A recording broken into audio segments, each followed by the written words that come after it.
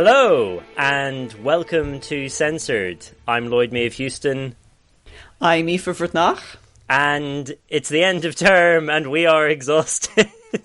And like a teacher wheeling in a TV and putting on a video, we're going for a slight sort of shift in focus and format, and kind of paying off, I guess, something that's been of interest to us from, sort of way back at the start of this, which is to think more about the kind of material culture of cinema in Ireland and the ephemera that it generates.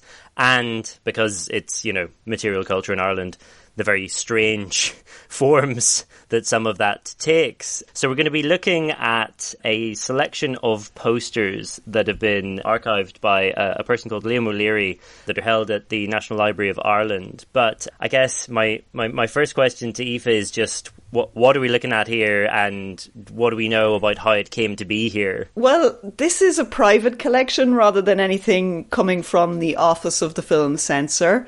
And the reason that's important to state is that the film censor did go through posters, photographs, trailers, as well as the film itself. So the office were vetting and censoring, rejecting material that was peripheral to the film that's part of the publicity machinery.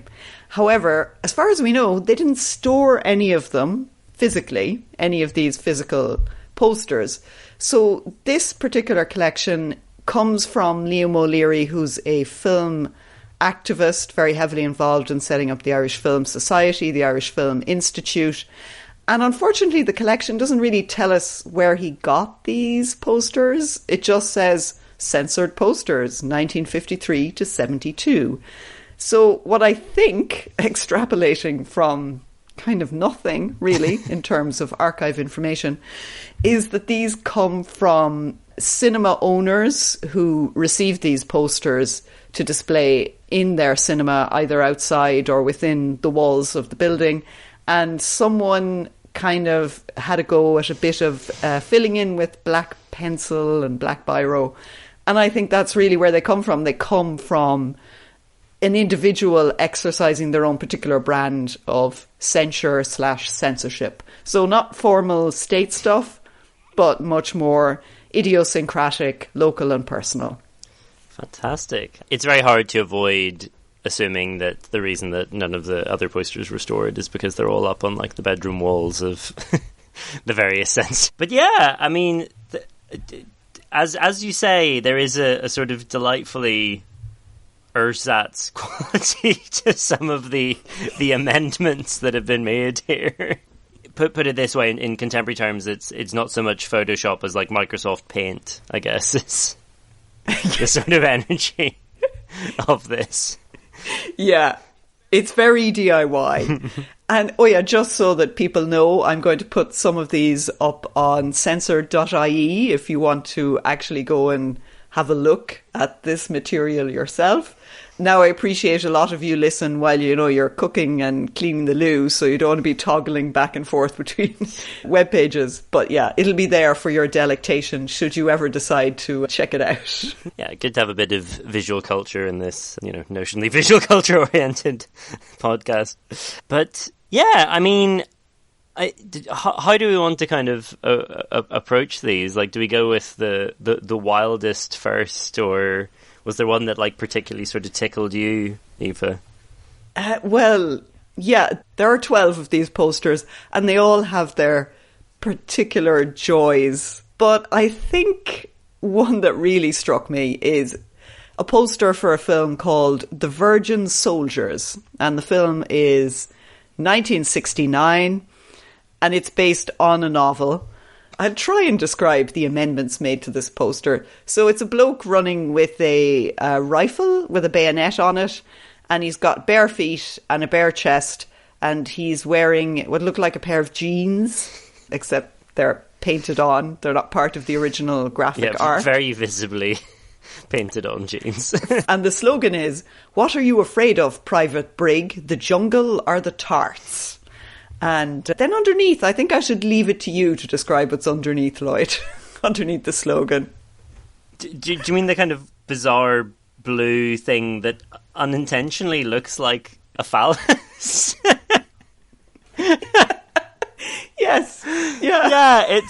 I mean, credit to whoever managed to censor something by adding what looks like a sort of blue navy dick and balls to the poster. It looks like a 12-year-old boy got a hold of it and was like, "Oh, draw a cock and balls here; it'll be fucking hilarious." That's yeah, I mean, I take it. Have you looked at the original of this specific iteration of the poster? I have. Yeah. I mean, obviously, I thought your man. First of all, I thought the soldier was quite possibly entirely nude, but that seemed unlikely. Well, he is in one version of it. It's a portrait rather than a kind of landscape poster, and it's in that one he is just completely starkers, but with a little Union flag on one of his cheeks. So that's just so wild. But in this version, he's in Union Jack kind of Y fronts or sort of speedos that have slipped down just a little. So we do get a little hint of crack. It is apparently a comic film, just in case you're wondering. Like, it's not intended to be deeply serious. Yeah, so they have covered the fact that he had Union Jack undies and naked legs on. That's it. Well, but they've also covered the phallic thing covers the book. So the fact that this exists as a book has been suppressed, which I find very funny. I mean, it is worth saying that the book was banned in about 1967. So it's banned up until the early 80s, really. So whenever this poster is put out, it could be any time from 1969 onwards that this film is shown. So yeah, the book has been blacked out just in case you know that there would be a book called The Virgin Soldiers. Even though if it's banned, you can't already get it. So I don't know why. Although again, I guess like they were like that with the censorship, right? They don't actually want you to know that the censorship has deprived you of things. I mean, I'm assuming it's a nudity thing rather than a Union flag thing, but it is funny to imagine that perhaps this was a principally patriotic decision. But if it was patriotism only, you could have just put shorts on him. That's true. You pointed out that this sort of forms part of a bit of a pattern for whoever has made these amendments, which is a kind of a squeamishness, not so much around, or not exclusively around the female form, which might be more conventionally what you imagine our censoriously minded person would fixate their attention on, but instead a deep discomfort with male nudity of any stripe, right? Yeah, it's unexpected. The next poster we're going to talk about is The Hustler from 1961, and the problem the person defacing this poster had was with Paul Newman's arms. They must have been the only person in the world with a problem with Paul Newman's arms. Or reacted so strongly to them that, you know, maybe they appreciated Paul Newman's arms only too well, let's say. And his shoulders. So this film is from 1961. It is obviously shown in Ireland, but with cuts. They cut the word bastard from it, according to Kevin Rocket. So no bad language. But for whoever got hold of this poster, they decided that the passionate clinch enacted here was definitely too subversive. It's Paul Newman's head is kind of buried in the chest of his co-star Jackie Gleason, and I suppose in the original, if you go and check the original, it looks, you know, quite bedroom scene-y. But yeah, you know, she's got a blouse that sort of slipped down to her wrist. Her bra is sort of largely obscured by the aforementioned tasty arm of Paul Newman. And he's in a vest, which, you know, he's doing his best to fill out. It's that kind of white vest that makes it hard to not imagine him in, like, you know, red sort of heart underwear and like sock suspenders. But you know, he's filling it out well. Yeah, his appeal is not based on being ripped. Paul Newman is not about being ripped. This is also like the 60s, where it's less important to be ripped than it is now. Yeah. But yeah, so it's, I mean, he's quite dressed, I would argue, in this image. She looks like she is becoming undressed, but you can't really say for sure. It's, you know, it's like it's in the middle of a process, but she is like quite covered, really. So it's getting a bit carried away. They've put what looks like a red jumper on her, on Jackie Gleason, and this giant blue. Just about. I think actually it's Piper Laurie is the woman. I think Jackie Gleason is the bloke in the background. Oh. Piper Laurie, who goes on to be in Twin Peaks, I believe, who plays... No! Yeah. Martell, the Martell, Catherine Martell. If you ever want to see someone give the greatest, like, 80s sort of power bitch, you know, sort of soap opera performance, and then an extremely troubling period where she's in racial drag as an elderly Japanese man. Yeah, season 2 of Twin Peaks was really went places. I blocked that one out of my mind. Yeah. It's somehow not the strangest thing that happens in that show, but yeah, a slightly that doesn't surprise me. Slightly more dubious moment. Anyway, sorry, that was trivia brought to you by my ADHD. but yeah, no. So yeah, Piper Laurie's in this kind of red shirt, which doesn't really make sense because her green shirt is still also on her arm, so it looks like she's wearing several blouses. It's a bit of a Christmas vibe, I think. The red and the green, you know. Yeah. Definitely not sexy. No. And then, yeah, Paul Newman looks like he's being sort of mounted by some kind of blue entity. It's the blue blob. Yeah. Like, it's worth saying that these posters are designed with the knowledge that they will be going on the public street. So the film industry is not trying to push the boat out in these ads. These are all designed for mass consumption, no age ratings, you know, so they are always supposed to be quite safe. But in the opinion of this person, not safe enough. They are all, to be fair, pretty good examples of, like, suggestion. You know, the pair of them in that clinch combined with maybe it's better for both of us to leave each other alone as the sort of strapline is, you know, you're not intrigued that things could be a lot more provocative.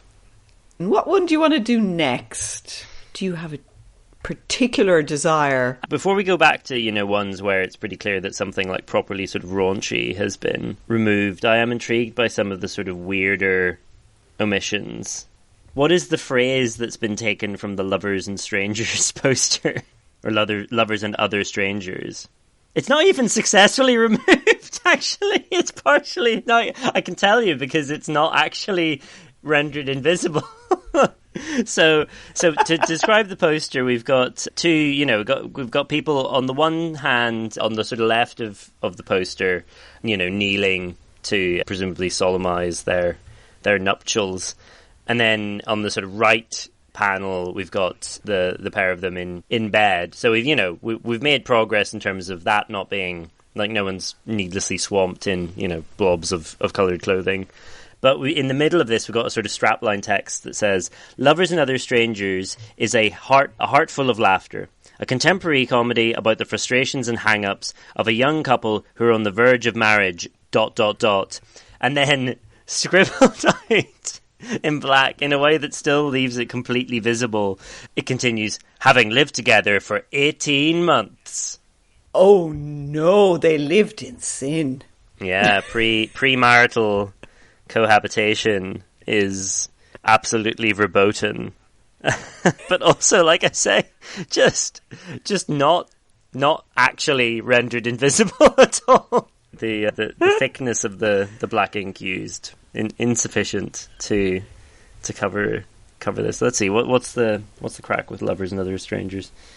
It's a 1970 romantic comedy. It isn't in Rocket's book as having come under the notice of the censor, but that doesn't mean anything because there are 11,000 films cut by the censor, so it just could have been one he didn't bother to mention. So we don't really know.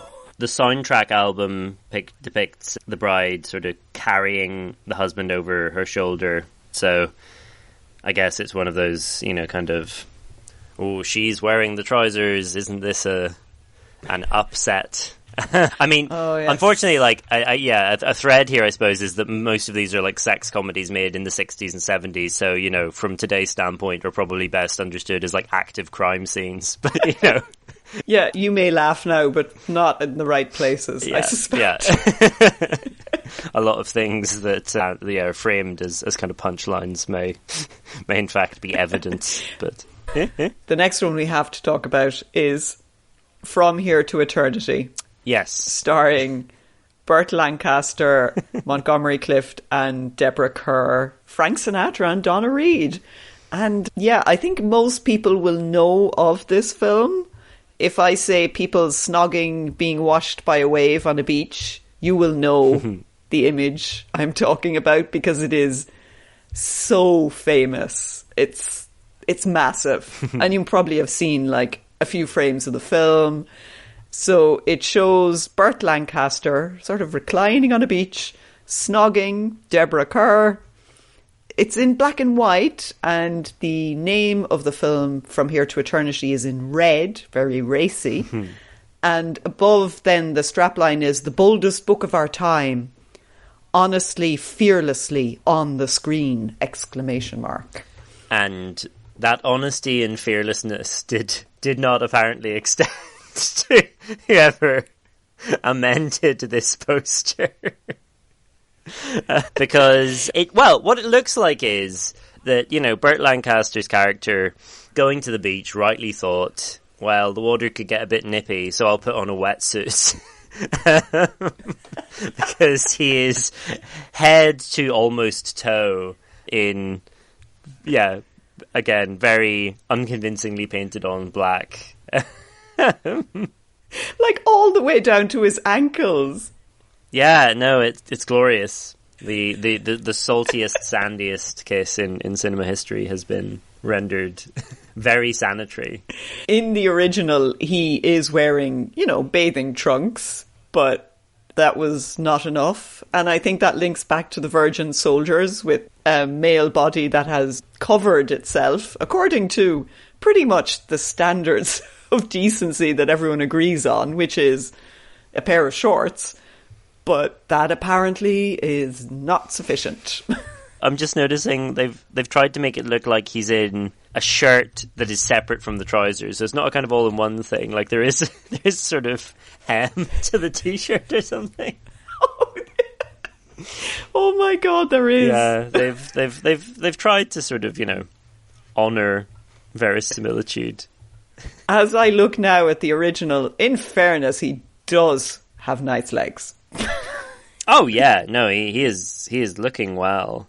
The overall effect in the undoctored version is quite hot in a kind of, straightforward way. It's not explicit, but yeah, it's sexy.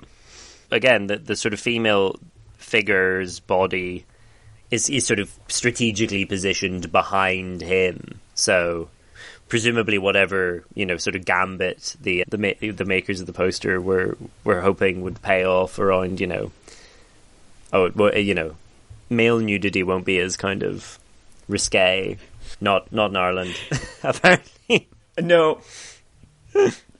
But yeah, it is interesting that the way the picture was framed, it was about his body and his strategically lit skin rather than hers, But that apparently is also unacceptable. I guess, I suppose that does beg a question from all this, which is, does this seem to suggest that the greater concern is that these images will, debauch a female viewership? And, and under the assumption that obviously the presumed sort of heterosexuality at play here, that there is less at stake in titillating men, but titillating women is somehow less kind of permissible or more of an area for concern. Yeah, it is interesting, isn't it? Like, traditionally, that isn't very clearly articulated in censorship culture that, if you show too much male skin, it'll drive the women demented. Well, I suppose it's one of those areas where like a conservative sexual culture sort of trips over itself, right? Because on the one hand, there's this, kind of underlying logic that like normative femininity is sexually inert and, kind of passive in its desires. But also so much of censorship culture is obviously centered around the kind of the figure of the vulnerable young woman or the impressionable young woman, the old Hicklin test of, material that is likely to corrupt and deprave those into whose hands it may fall, which is, always taken to sort of imply the young or kind of, and particularly like working class woman. I mean, we know that the censors really don't like women's legs. I mean, that's just a running theme for years and years, where they cut chorus lines and scenes where women are wearing very short shorts, which is all the way up into the 50s. So we know they don't like women's legs, but this personal private censor didn't like men's legs either. It's just legs. They're just bad and wrong. The film A Cold Wind in August. I don't know what is going on there with that particular costume. It begs to be watched, really. Yeah, I'm intrigued. Let's see what the undoctored version looks like. I mean, the strapline is so torrid, so tender. The conflict of love between youth and experience, ... exclamation mark. Have you seen what your woman looks like absent the navy gown? No. She's in a kind of gold... Oh my God! Yeah, right? Gold... a kind of gold bralette thing. Gold... Pointy boobs. Yeah, real cone boob energy.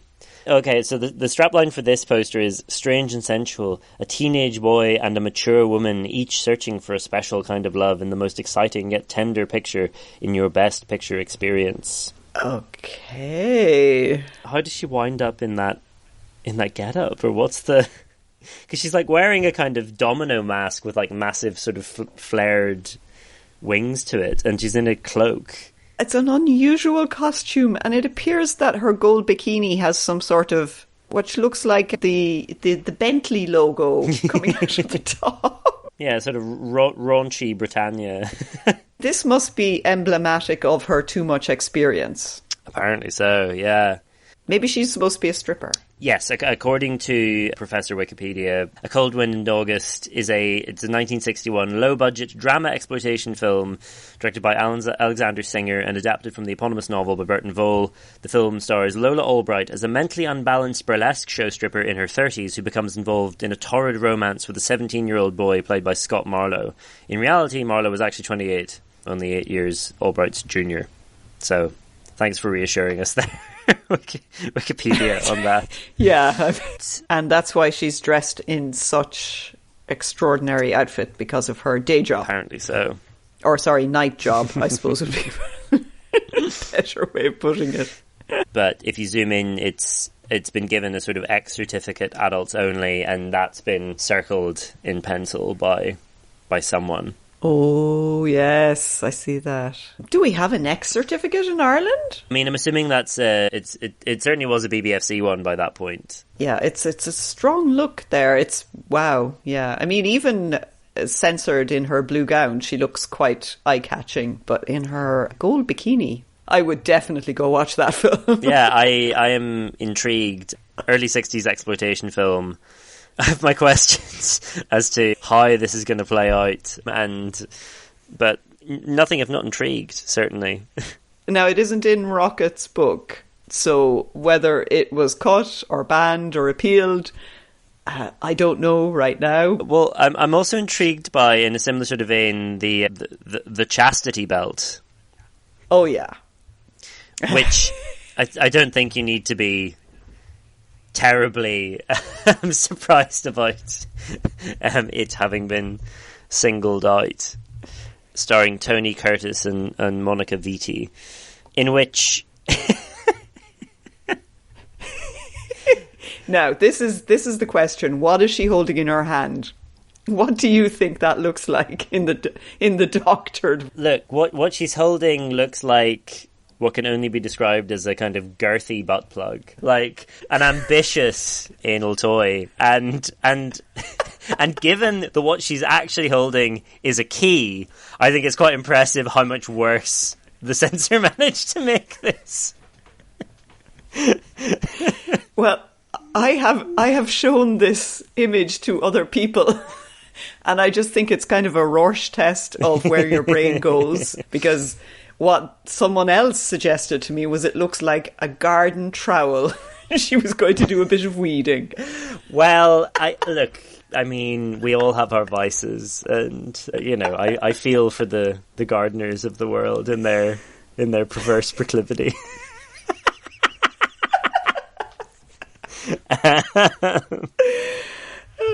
I thought it was a really teeny tiny handbag. That was my... Yeah.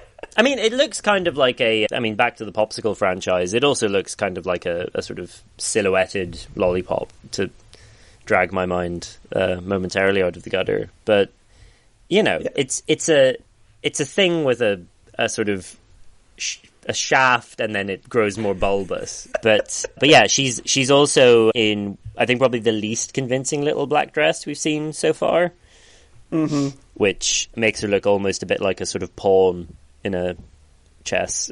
It's a very, very wide, very flat base to it.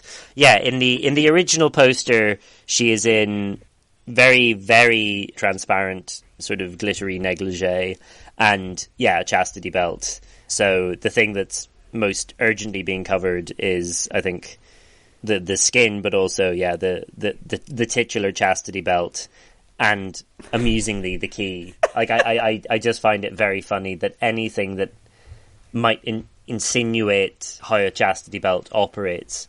Also, you'd have thought these bastards would have been, on board with chastity belts. Surely. I know.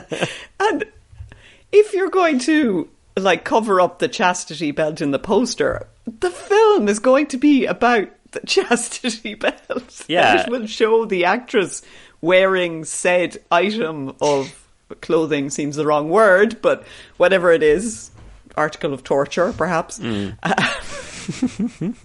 Yes, so this is a film from 1970. I think it was made in Italian.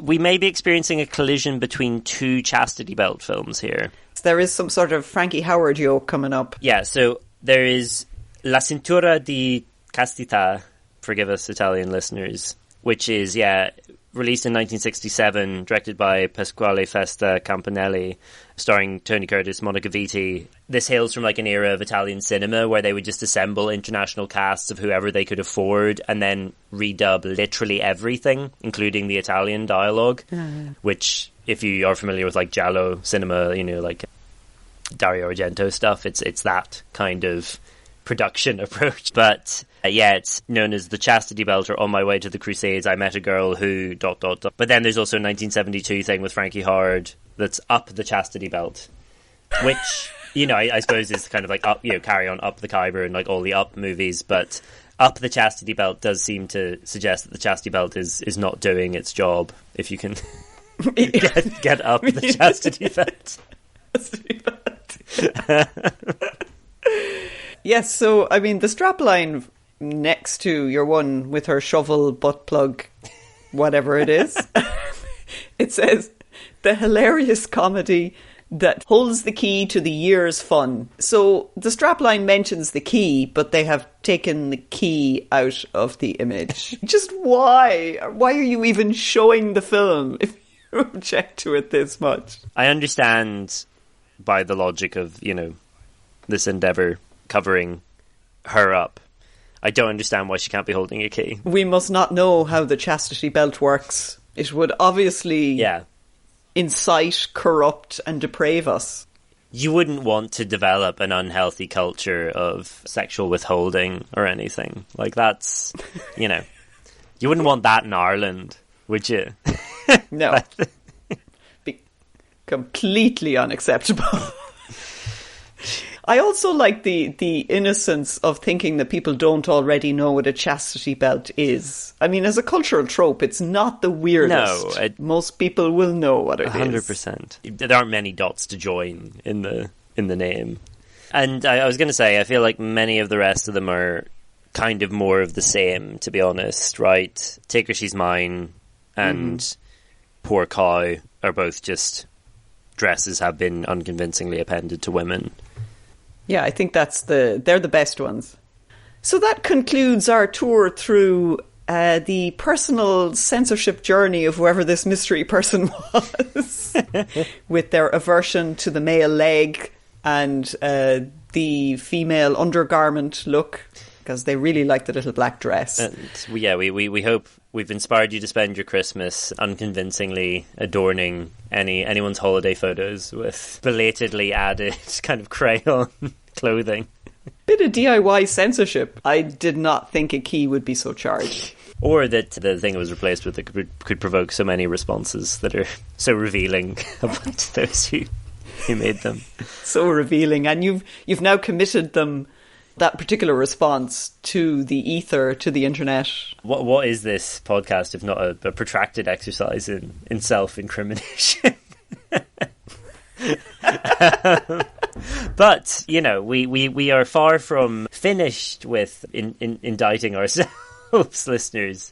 So while we will be taking a hiatus over the holidays to restore and replenish ourselves, you will not be bereft of us for too long. We are not going anywhere. We are definitely coming back with more interviews and more, hopefully, very filthy films. Possibly also, again, continuing to explore some different, sort of media. So video nasties maybe on the horizon. Also, we may be attempting to discuss a film that it is impossible to watch and attempting to reconstruct it ex nihilo. So, look forward to that and so much more. And yeah, have a filthy Christmas. Absolutely, a very dirty and joyous holiday season to you all.